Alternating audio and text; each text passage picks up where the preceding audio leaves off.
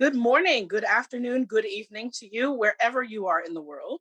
I am Tigress Osborne. I'm the chair of the National Association to Advance Fat Acceptance, otherwise known as NAAFA, and welcome to today's edition of the NAAFA Webinar Series. We are joined today by author Philip Barragán, and we are also joined today by Susan and Neil from Pro Bono ASL. You can learn more about Pro Bono ASL on their website, which is probonoasl.com. You can learn more about NAAFA at our website, which is naafa.org, NAAFA.org. If this is your first time joining us for NAAFA webinar, just a moment about NAAFA and a couple of announcements before we bring on our special guests. NAAFA is a 52-year-old fat rights organization working through advocacy, education, and support to pursue equality at every size. The NAAFA Webinar Series is just one of our educational programs. We also have a Community Voices blog at our website, a Fat Community Project Grant program, which gives small grants to others in fat community who want to be enabled and empowered and financially supported in producing events in their local areas or online. Pardon me. And we're soon to be introducing a new series on Instagram called the Fat 15, which will tell you in 15 minutes or less about some very special fat positive Instagrammers. We are also super excited that this is the first Fat Liberation Month, May 2021, and we have so much programming for you. Lots of fantastic guests coming up, educational things, entertaining things, but all in the name of understanding the fat liberation movement and empowering fat people. The next two events for Fat Liberation Month are tomorrow's Fat Magic and Tarot event with Bree 16 of Healed AF. That one is at 2 p.m. tomorrow, Saturday, May 8th, Pacific time. And then next Tuesday, Bruce Sturgill from Chubster, which is a lifestyle and fashion website for men and masculine individuals, will be joining us to talk about their 10-year anniversary and all of the things that they have seen change in fashion for men and mask folks. That session will be on Tuesday, May 11th at 3 p.m. Pacific. You do need to register for NAAFA webinars if you want to join us live, and you can do that at naafa.org. And with no further ado, I'd like to introduce you to our very special guest today. Philip Barragán grew up in the San Fernando Valley, California, and has worked with post-incarcerated youth, runaway teenagers, and adults living with HIV/AIDS, both as a frontline caseworker and director of a social service agency. Currently, he works for the local health department, assisting disenfranchised populations to maintain access to their health care. Philip is a writer of fiction, nonfiction, and poetry. He received his MFA in creative writing from Antioch University in 2011.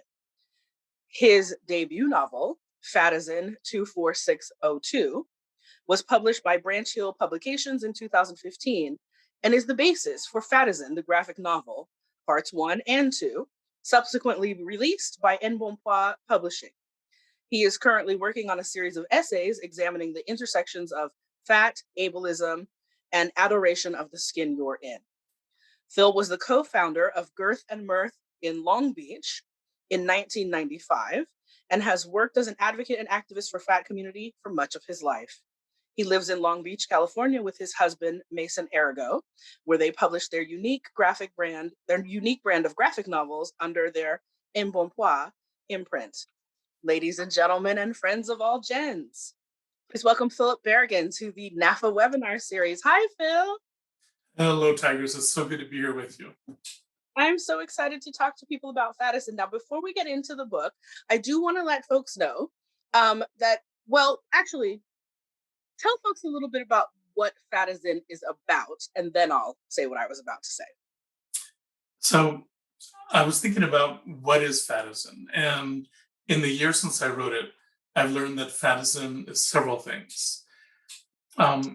So Fatizen is a belief that we as fat individuals are entitled to love and adoration and affection at the size we are now, that we as fat citizens are afforded the right and privilege afforded to our thin counterparts.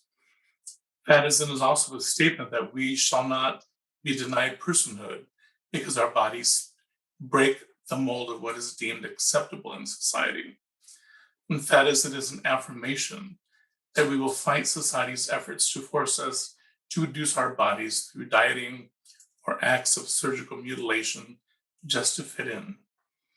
Fatizen is also a warning that there is strength in numbers, that the world has humbled and shamed us, but in truth, we're a worldwide army with an untapped power bestowed upon us. Ultimately, Fatizen is a work of fiction. It's a story about a woman and her family fighting back against an anti-fat government and inspiring hope and a rebellion. And beyond all of that, it's a story of othering. It shows how quickly we can minimize the humanity of others that may look different than ourselves until we don't see them as human at all. Subjugation of others becomes more digestible, more acceptable for some when we remove a person's soul and categorize them as less than human. Thank you. I feel like we could just stop there. Like that was just such a wonderful declaration of fat liberation. We're going to show the trailer for Fatizen, and uh, Phil and the team at Mbonqua have developed a video to promote the book. So we're going to show that. Before Phil starts the video, I just want to make sure our audience knows that Fatizen is about a dystopian future in which fat people are even more severely oppressed than we are now. And I want to make sure that you're prepared for that. And also, if you buy the book, if you haven't read the book yet, if you get the book, and even in this trailer, there are a couple of scenes where there's some very graphic violence included. So we just want to give that trigger warning before we start the video. So let's give folks just a minute to turn you off or turn away from their screen if they don't want to see that. And while they do that, Phil, let's talk a little bit about who we're going to see in this trailer. Tell us a little bit about the heroine of Fatizen. So this is a story about Delilah Palladino, a plus-size woman, a fat woman, and her family. And in this universe, the diet industry has become the ultimate power of government in the United States. And through passing of anti-fat laws, the rights of fat citizens have been eliminated slowly until they have no rights at all. And if you exceed a certain BMI, the Office of Size Compliance places you in a concentration camp, which you never escape from. And so Delilah is the hope and the inspiration for the ensuing rebellion against the Office of Size Compliance. Thank you for that synopsis, Phil. Okay, let's go ahead and show everybody your trailer. It's way more exciting than anything I can say about it. The volume may be a little loud, so people may need to adjust their volume.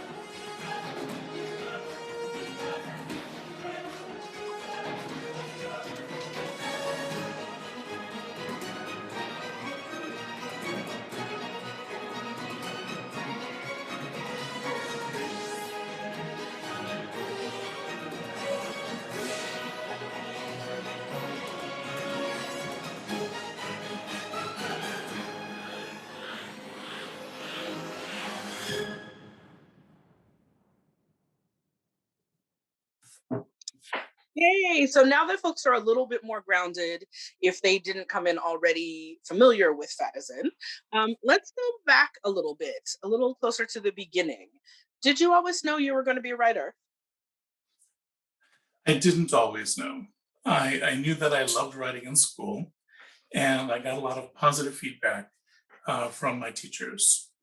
And I honestly, growing up, I didn't know if I was smart enough to pull it off.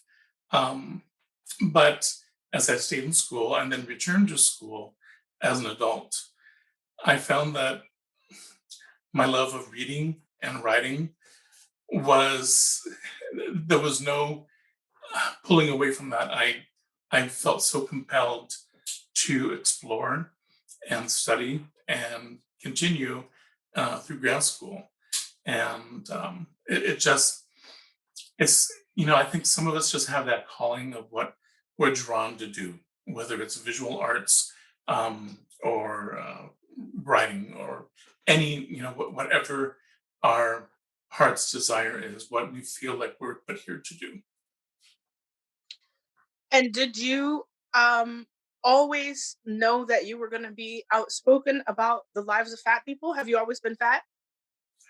I grew up chubby and I got thin as a teenager, but I have always been drawn to people of size. And I mean, even as a child, it's an aesthetic that I've always been drawn to, whether myself or others. And somehow I knew I was going to be um, working with the fat community. I just didn't know how. At one point, I thought I would have a clothing store dedicated to fat people. Um, and then I realized, okay, that's probably not, I can't really sew that well. And I'm not a retail person. So, that pretty much went away quickly. But um, it just developed.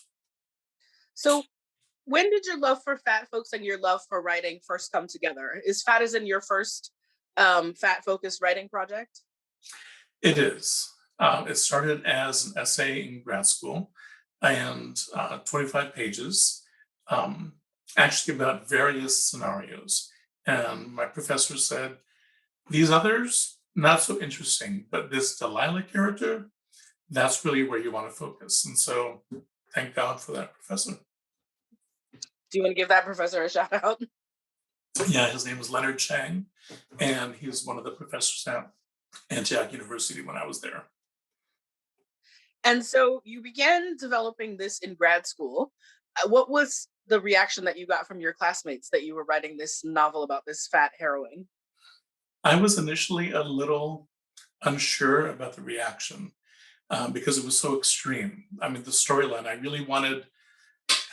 I wanted to put a story out there that, okay, if the diet industry is going to do this in our face, what happens if we take it to the ultimate extreme and shows what would happen to a society if you said you couldn't be fat, and what would be the development? And I was I was really unsure about presenting it, and the more I spoke about it with my colleagues, I kept hearing the feedback: no, no, just go for it, let it out, don't hold back, just let the story flow.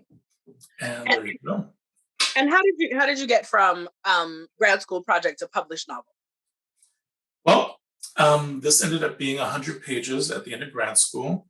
And I thought, but there's so much more to the story. And so after grad school, I kept writing and writing, and it turned into, nearly 400 pages, exploring what would happen in the evolution of a society that tried to criminalize obesity. And and then I met my husband, and he has been grounded in graphic novels and comics his whole life. And he said, I want to draw it. And I said, okay, not being that familiar with graphic novels.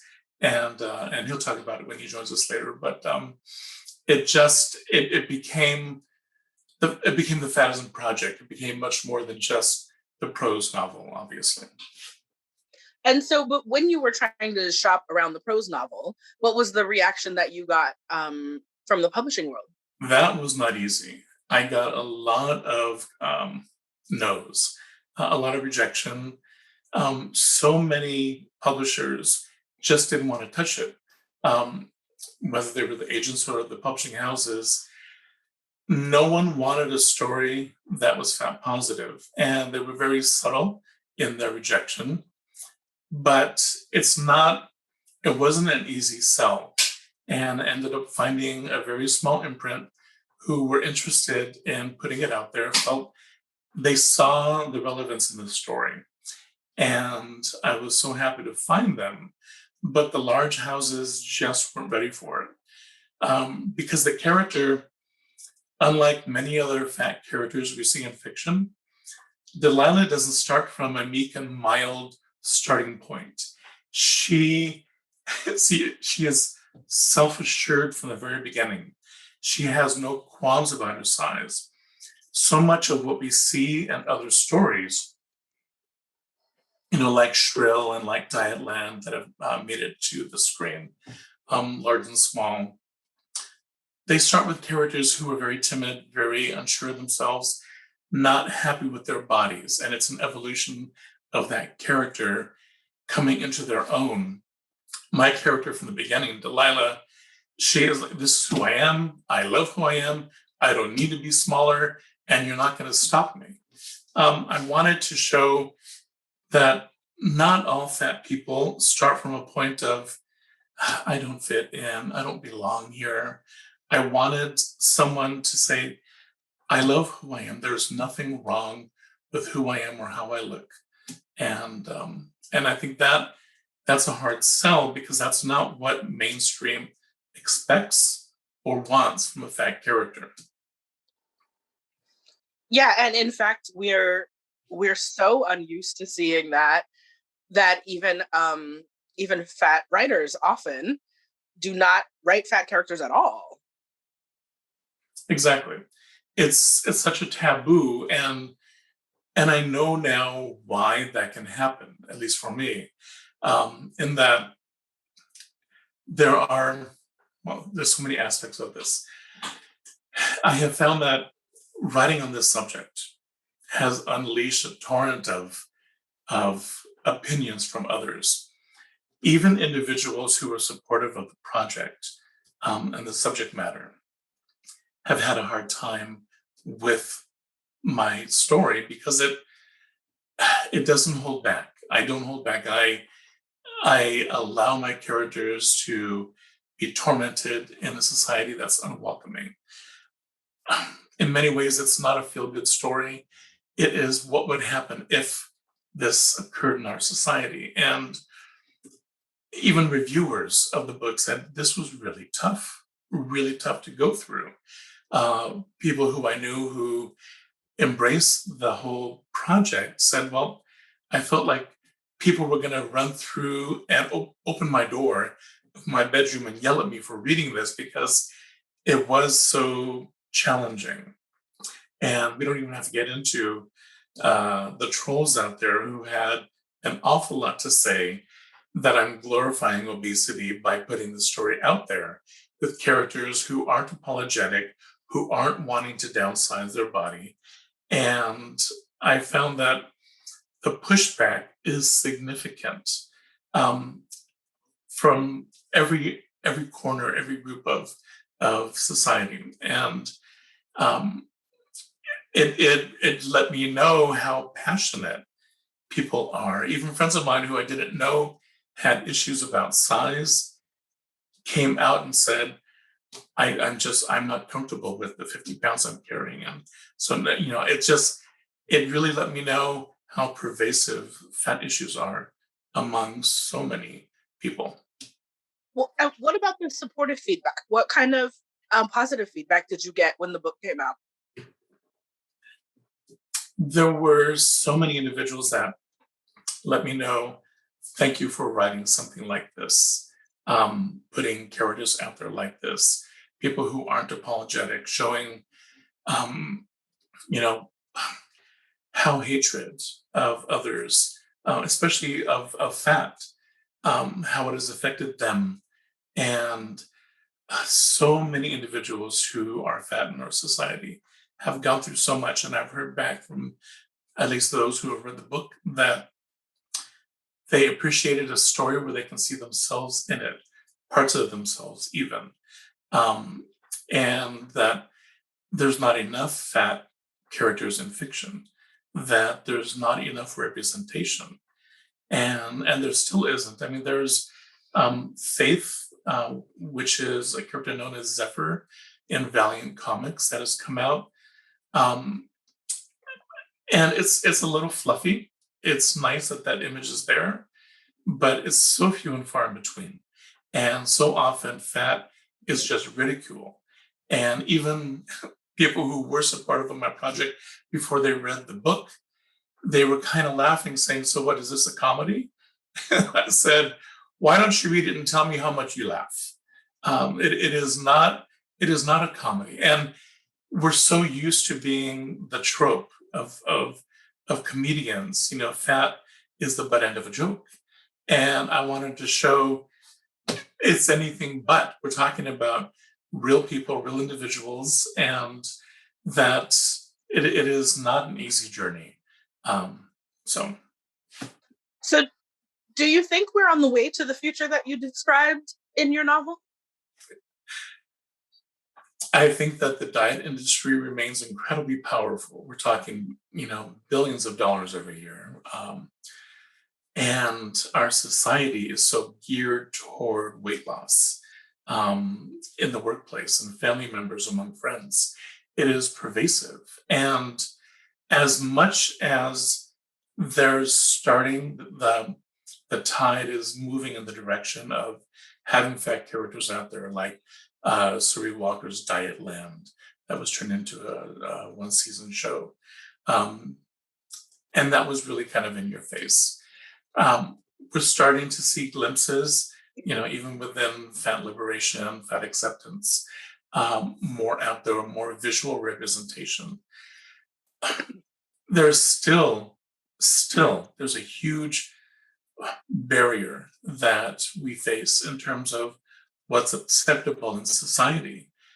Even going out myself, my own experience, you know, I see the stares and the whispers and the glances. And so it is, I don't think we're anywhere close to where, you know, hopefully we will get to, but I think we're moving in that direction.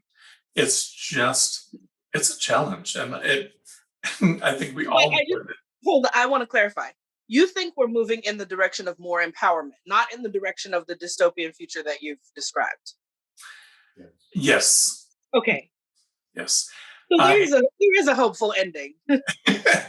you know, with all of the things that have been happening in politics recently, you know, I think we see glimmers of what hate can do, what othering populations can lead to.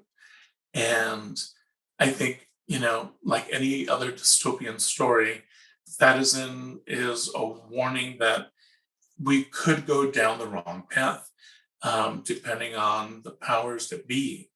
And I think we need to be aware and alert and not get comfortable.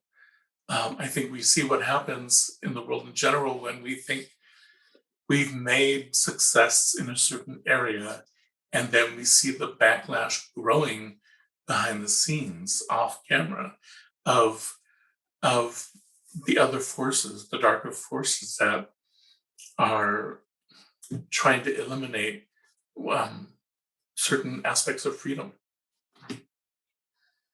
We should say that part of what we hope for from Fat Liberation Month is to fortify fat community, because we know it's time for us to get more actively involved in the fight to have legislation that protects our rights, to prevent the kind of future that you're talking about in Fatizen, where the legislation is eugenics legislation, essentially. And we know that for those who are unfamiliar with this, there are only a handful of places in the world where it is illegal to discriminate against people based on their body shape or size.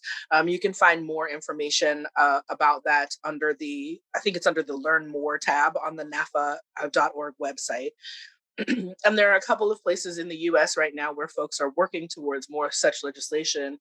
And we'll be talking more deeply about this at the end of the month with Brandy Senziak from FLAIR, which is the Fat Legal Rights Project. So, we are trying to do some work to prevent this kind of future. But in the meantime, let's talk about what more is in the story, and also let's bring Mason on to talk about the visuals. Mason Ergo is going to join us. He is not just Phil's fabulous husband, but he is also the illustrator of Fatizen. So let's talk about that moment when y'all decided this shouldn't just be a prose novel. This should be a graphic novel. Well, I told him that. I read Smart it. man. I read it, and it was so visual to me. I thought it needs to be a movie, and I started drawing Delilah, and he's like, "No, that's not what she looks like." And so I did some more drawings of her, and then the story it's so visual when you read it that all the scenes just kind of were very easy to lay out. So he went along with me, and he went ahead and did it, and it's been really a ton of fun to do it, to do all the art for it and everything, and just such an enjoyable process. But if it wasn't for him writing it, it never would have happened. He's just a very visual writer, so you really fall into the story and you know what everybody looks like, and it was fun. And I was looking at, It was my turn. well, chipping in. I think making it a graphic novel opened up the population of society that had access to it, that wanted to read it. There were several individuals that looked at the book, and it's fairly thick, and they said there's an awful lot of pages there. Too many words. I thought, if we make it graphic, if we illustrate it, it would definitely open up who wanted to read it, who had access to it. So we put chapters on comicology as we were moving along in the project, and just wanted to get it out there more. And we started going to different comic cons and different comic book conventions. And that really opened hugely the other parts of segments of society that could then have access to the story. Well, and also I think we know that we don't get enough visual depictions of fat people that are not before pictures, that are just, this is what we look like. Right. Mason, had you been drawing fat characters before this? No, I worked for Neiman Marcus, and I was a makeup artist, and I was just a Marvel Comics fan, and I just loved all those types of things. So I was always drawing that type of stuff, doing makeup drawings, that kind of thing. So no, but in the course of 30 years in the makeup industry, you meet a lot of women and a lot of guys too that have eating issues. And it's really frightening what some people put themselves through. And at Neiman Marcus, they were changing the health insurance, and you had to come in and have your BMI measured to get a lower rate on your insurance. And they just lined up all the employees that wanted to do it. And in front of everyone, they took your weight, yelled it out to the person writing it down, and then measured your body fat with one of those pincher things. And when you work with a lot of women who are working with mannequins, there was a lot of women screaming and saying, "No, I don't wear 90 pounds. I weigh 80 pounds. And I worked with a lot of women with eating disorders. And it was frightening because they were lovely people, and you're seeing them kill themselves. So how did that inform the way that you created images for the book? I drew things out, and in that first book, there's a lot of nudity, and we have a lot of fat female friends. And every time I drew something, I took it to them and said, "Is this positive? Is it negative? Am I doing this correctly? if you saw this woman naked, would you look at this picture and say, this is a joke, or would you know it's serious? And I ran it past women to make sure I was doing it correctly. And it was really funny, some of the things they said in response. And I remember showing it to Monica, yeah. And she looked at it and she goes, that's exactly how my tits hang when I don't have a shirt on. And it made me feel like, she says, no, you're doing a good job. So I continued. Yes, I have a formula for the way I drew the women. But it is a comic book. And a lot of times there's symbolic things you do in a comic book and keeping everybody the way they should look for that body type. So the characters, even though he wrote them in all different sizes, I tended to keep them looking like a group also. Mm-hmm. Or, when he had them doing things, that there's limitations sometimes physically to something that an extra large person can do.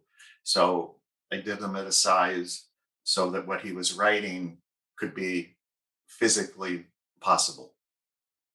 Yes, you can have a 350-pound woman doing athletics, but someone who's 600 or 700 is not going to have those mobility abilities. So I wanted to make sure that I drew them but to me, what's realistic, and not make fun of anybody, not make them look foolish, make it believable. And we had to make sure that the artwork, we weren't creating pornography, so we didn't want pornographic images. I didn't want anything sensationalized in it at all. I wanted it just to be a reflection of what real body types could look like.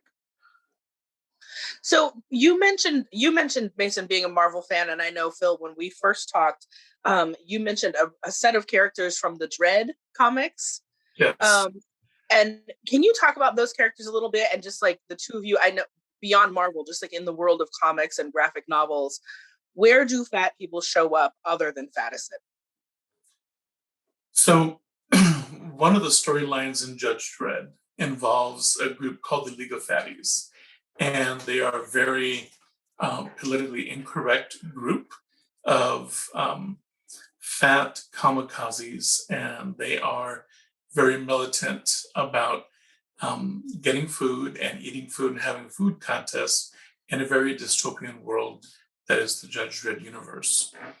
And I looked at that and I thought, well, what would happen in a world that push fat people underground, and what would happen if the mob got involved and tried to own that situation, trying to make money off subjugating an already subjugated people? And I just kind of folded that into my universe, like, well, let me explore that a little bit. But in terms of the world of comics, and we can probably speak about this more, I think a lot of the fat characters are always mostly either negative or comedic. Yes.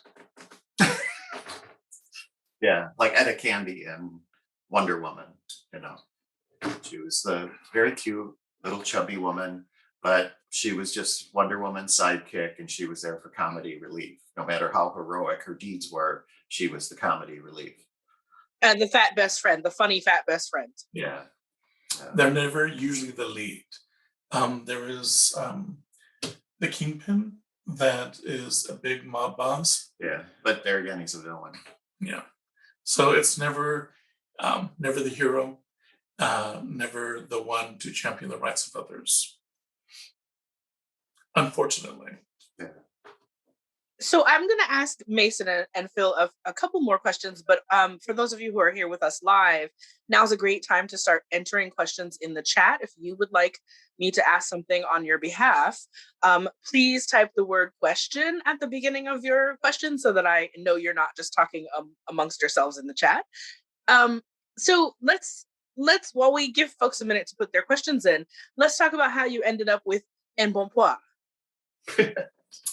So when we were getting ready to publish the graphic novel and started sending it out, uh, there were just crickets. I mean, no one wanted to touch it. It was not what was seen as commercially viable because there there just hasn't been a market for this in any way. And I wasn't about to change the story to accommodate publishers. And we decided, well, how hard can it be to be your own publishing company? So I looked for, well, I did all the research I could about doing self publishing. And the name means, and Bon Point is plump in French. And I thought that has a really nice ring to it. And we decided to go ahead and publish the graphic novels ourselves. And we have two titles, which is Fatizen, and then we have Blanc Noir, which is a female detective character that Mason developed. And we did it on our own, and it was an incredible learning experience over the last 5 years that we've been doing this. It is a lot of work. Publishing, if anyone's interested, it is a huge task. It's worthwhile. We've learned an awful lot, but it takes a lot of resources. And we have decided we did 4 issues of Blanc Noir, and we have a 3rd issue of Fatizen that will be out later this year.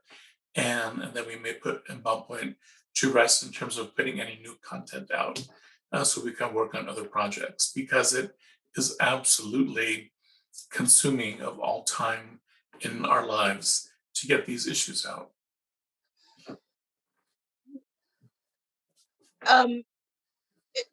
Did you think about also publishing other folks, or is it just too much work to take on other folks? We had looked at publishing other individuals, but the more we learned about publishing our own graphic novels, we realized there's just no time because I have a day job, and in Bon Point consumes all of my evening and weekend hours. And we have said no to so much. I mean, outside of the pandemic, it's just it's all time consuming. And so we're possibly doing another project through a friend of ours, but for the most part, it's too much work because it is the 2 of us, and then we've had a primary colorist. His name is Chris Link. He did the coloring for parts 1 and 2 of Fatizen. Thank you, Chris. And then we've had some other colorists who have helped us as well, Robert Blondie and Caleb Halstead, who have been instrumental in helping get part 2 out. But it's overwhelming when it's small. And I realize now why publishing houses have so many departments of staff to get everything done. It's needed and necessary, and it's doing graphic novels specifically is a tremendous amount of work, joyful and rewarding, but all encompassing. And not rewarding enough, not financially rewarding enough to quit your day job so that you could focus full time on this. Fatizen has been a work of love, a work of passion. It is a project that is not, it's never really been about the money. It's never really been about, how rich we're going to get. The story I felt had to get out there. The message had to get out there. And we've never really done an analysis, a return of our investment of time in terms of what the sales have been. But again, that's not the priority. This was a story that had to be set forth in the world. And I'm so excited that it is out there. And it continues. It's the waves of reception come sporadically, but regularly.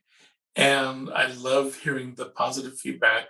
The negative feedback we have learned from, taken what we could, but moving forward, it really has been rewarding to hear how it has impacted other individuals in their lives and their thoughts about what fat is, and that was the goal.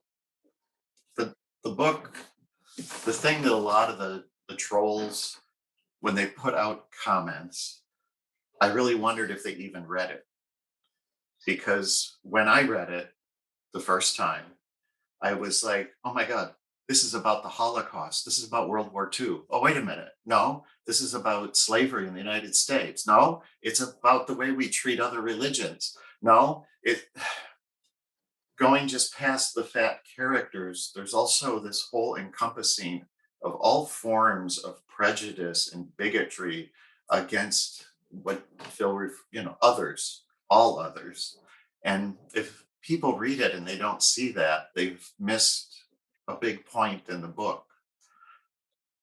Yeah, I think there are people who would just, look at the cover, see this is the cover of part 2 of the graphic novel, but would look at Delilah's silhouette on the cover of part 1, or look at this picture and just be like, well, assume it's the villain, because as you said, in the world of comic books, the fat person is often the villain. And, but if you look at the description, I just want to read the description. It echoes some of the things Phil said at the beginning about what Fatizen is. And it's one of those things that, like, anyone who cares about social justice should read this description and be interested in this story in some format or another, right? Fatizen is an exploration into the systemic dehumanization of people, whether it be our nationality, sexual orientation, color of our skin, or the size of our bodies. Societies have leveraged attacks on their fellow citizens throughout civilization. The othering of our fellow human beings has led to some of the darkest periods in history and continues today. Fatizen shows one family's journey and how they stand up for their rights and inspire courage, hope, and a revolution. Like, who doesn't want to be inspired to revolution, to change the world? Exactly. Do you hear stories from your readers about things that they were inspired, like specific things they were inspired to do because they were empowered by your tale of Delilah and her family? I have heard a lot of people commenting on Delilah who, that character, I'm so excited that she has touched individuals.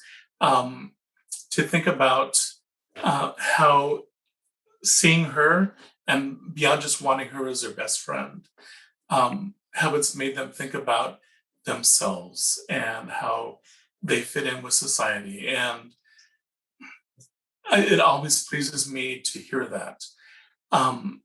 I think that those individuals, were kind of prime for a character, hungry for a visual representation of what fat positivity is and the impact that she had on them. So that is the most frequent comment that I've heard back. And I just smile every time when I hear that. I want to share a couple of things that folks have said in the chat.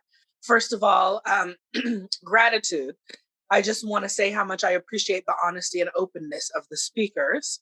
And then secondly, as we were talking about the possibility of you quitting your day job, sadly, as many fat people as there are in the world, there are very few businesses dedicated to the fat community that become successful enough to support the business owner. Have you found that fat community or fat people, whether they're engaged in sort of collective community or not, that they are the majority of your fan base, or do you see folks from all across the body size spectrum who are supporting Fatizen and Mbompa? Point. Okay. Phil and I were having a laugh the first time we talked over me stumbling over the French pronunciation, and so now I have a particular point of pride in trying to say it. It sounds better when you say it. We have had the biggest reception at fat positive events. The biggest sales that we've ever had in a single location happen at a biannual event in Las Vegas called Bigger Vegas. And that's for a community of fat men, gay men, and their admirers. And we had a whole suitcase of our books, and they sold like hotcakes. It was empty when we brought it home. It was amazing, the reception. And I always wanted to make it back to like a straightforward BBW event, which we haven't had the opportunity to do. COVID kind of put smash on those plans, but I really think that the size community, the fat community, is ready for this. And when they hear about it, there's a lot of excitement. It's just with being small that we are in terms of the size of our company, which is us. There's no marketing department, advertising budget, and if nobody knows about it, it's not going to sell.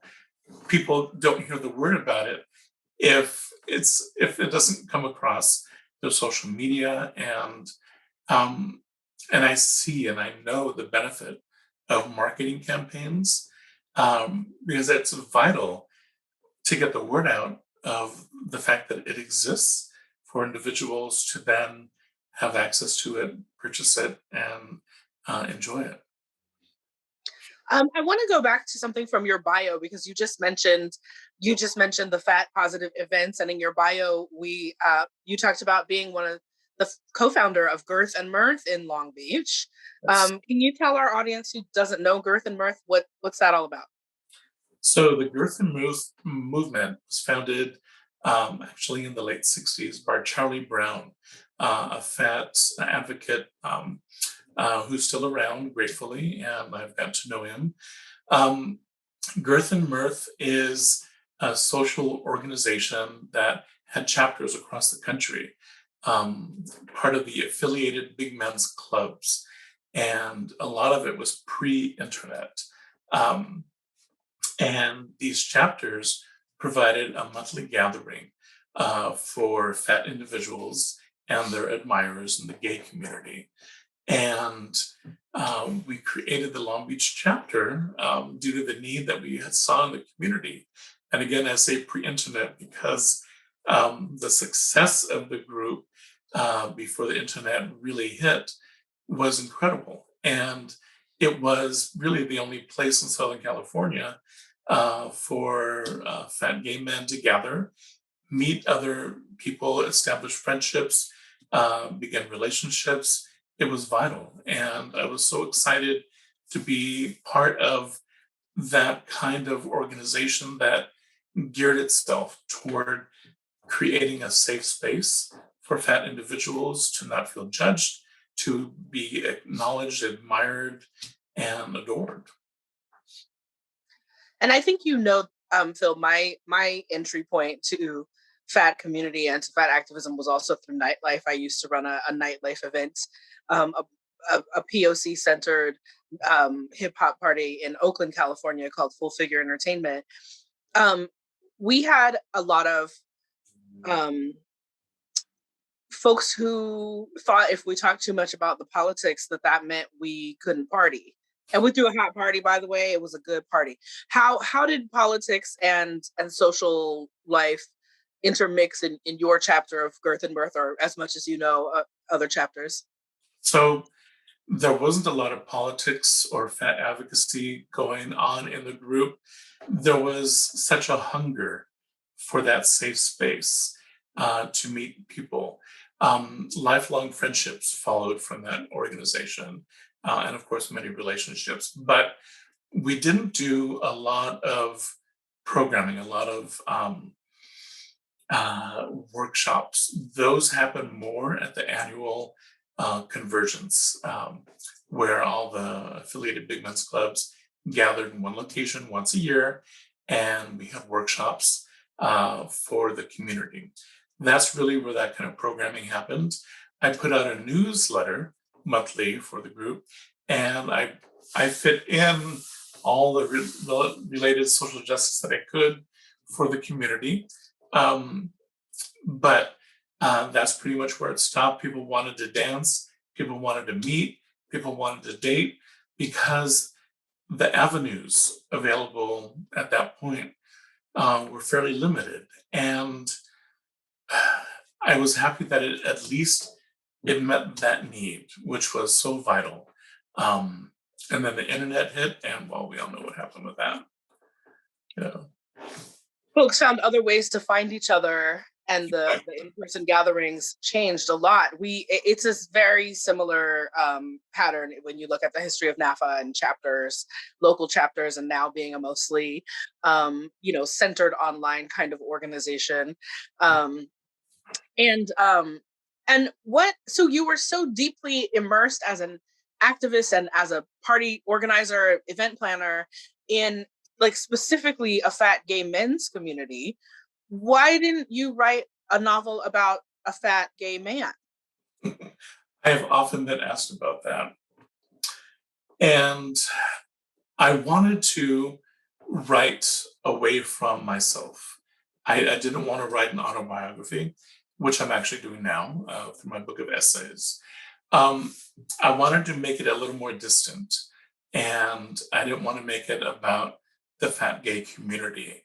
I thought, okay, if I'm going to enter into the literary canon, I wanted to put a story out there that wasn't me. And Delilah is not me in drag. People have asked, is this really you with the wig on? And no, I spent a lot of time. It's true, and I get why people ask that.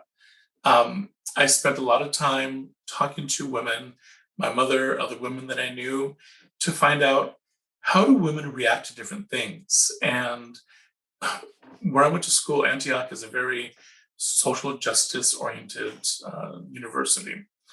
And I learned even before that point, how men and women view the world is very different. The things that we're afraid of, things that we're aware of. And I found in my research before I wrote the novel that in my head, I couldn't just write a female character. I really wanted to explore, how does a woman react to different situations? And I learned a lot about women in writing the book. And the character, as any author would tell you, as you develop the character and your writing, they come to life and they start informing your writing. And Delilah let me know who she was in no uncertain terms. Like, I am not, you can't put me in the situation and force me to do what you want. I'm going to tell you what I want to do. And she did it. So a lot of how the story developed was Delilah saying, this is what would happen. And I just said, okay, then we'll make that happen. So it was a learning experience for me.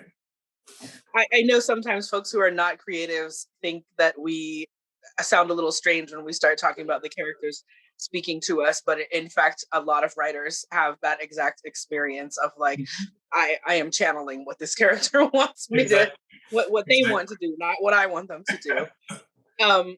Let's talk about getting your work into people's hands. If folks who have not already read the book or read the graphic novels, how do they get their hands on that? So you can order it through your local bookstore. I'm always, first and foremost, go to your local bookstore and support independent bookstores. They can order it. It's available through every main bookstore. You can order it through Barnes & Noble as well. And you can go to Amazon, which is the easiest, I think, for many individuals. And just search for it. Now, Amazon has a funky feature that wants to change Fatizen to Citizen, and it will look for Citizen. Yeah, we'll try to sell you a watch. So you have to be sure to click back on no, search for Fatizen, and it'll bring it up. Or you can go to our website, which is embonpointpublishing.com, and follow the links from our stuff there, and that will take you right to the Amazon page to buy the books. And I'm buying the graphic novel in 2 parts now, or is it serialized? Can I get it like a comic book, or I get it like a book? How does it work? So the book is the novel, the graphic novel is in 3 parts. You're holding part 2. Part 3 will be available later this year. And once we put out part 3, we will put together a compendium, which would be about this big, of all three parts together if people want to buy the whole thing at one point. If you have access to Comicology, you can go to Comicology and buy the issues there if that's more convenient. Part 1 is available as an ebook, and part 2 will be available as an ebook soon as well if people choose to do it that way. But that is the easiest way to get it. And what is Comicology for people who don't know what that is? Thank you. Comicology is like a Kindle program, but for comic books.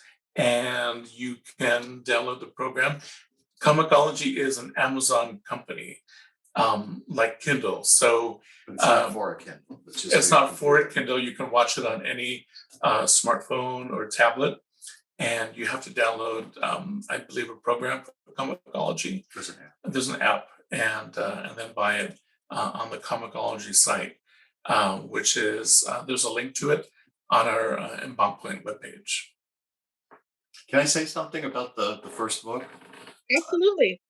Part 1, when you mentioned the cover, that's actually a friend of ours, a woman we know, and she's a large woman. She gets a lot of exercise, and a friend of hers, she was up on that hill above LA, and someone clicked that picture of her, and she was silhouetted. And I said to Phil, I said, "Oh my God, this is such a great picture of Joanne. I've got to draw it." And I got it all done. And I said to him, I said, "We should make this the cover." And I said, "But I got to run it past Joanne first to see if it's okay to use, her image." And so I took it. She was at his mom's house, and we saw her, and I brought it. And I said, "Is it okay if I use this as a cover?" And she's like, "Yeah, it's great. God, I wish I was built like that." And I said, "That's you. That from that photograph you put up on Instagram, that is you." And she's like, "I look like that from the back?" I said, "It's your photograph." And she was like, "Yeah." She goes, "Oh, finally, I'm a cover girl." And it was so cute. But yeah, so it was one of those things that was a positive reaction, because that's exactly how she's built. There's no, I didn't change it at all except for the clothes she's wearing, because she had on a sweatshirt and jogging pants. But Thank you, Phil, for bringing up the image there. I read the first one as an ebook, so I didn't have the first one to hold up. But now you can all see it on your screen. Great. That's fantastic. Is there anything we haven't talked about? Anything else we haven't talked about that you would really like our viewers and listeners to know? Ultimately, that this is a story to help people be more aware, more alert that that being fat is a state of being, that there should be no shame in who we are, whether you're small or big, that there is room for everyone in the world, regardless of your size, and that love and success is available to all of us, regardless of our size. And there should be no shame in being any size that you choose to be, whether it's larger or smaller. That happiness is available, and we all are entitled to access that happiness. I don't want to ask anything else because I want us to end on that note. That was beautiful. Thank you so much for joining us today. Mason Arago, the illustrator of Fatizen, and Philip Barragán, the author of both Fatizen, the prose novel, and Fatizen, the graphic novels. Again, you can find their work at their imprint's site, Mbon Point Publishing, Mbon Point. And you can find NAAFA online on your favorite social media. We are NAAFA official on most social media, and on Facebook, we are facebook.com/equality at every size. And of course, you can visit the NAAFA website at naafa.org. We are able to bring programming like this to the community free of charge through the generous support of our members and other donors. If you would like to financially support us in being able to continue doing this kind of programming, please go to naafa.org and click on the contribute button. Contributions are how we are able to bring this incredible lineup of Fat Liberation Month speakers and presenters to you. And we have lots of additional programming planned throughout the rest of the year. Thank you always for your support. Thank you, Phil and Mason, for being with us today. And we will see you tomorrow for Fat, Tarot, and Magic with Bree 16. Bye, everybody. Thanks for tuning in. Bye. Thank you.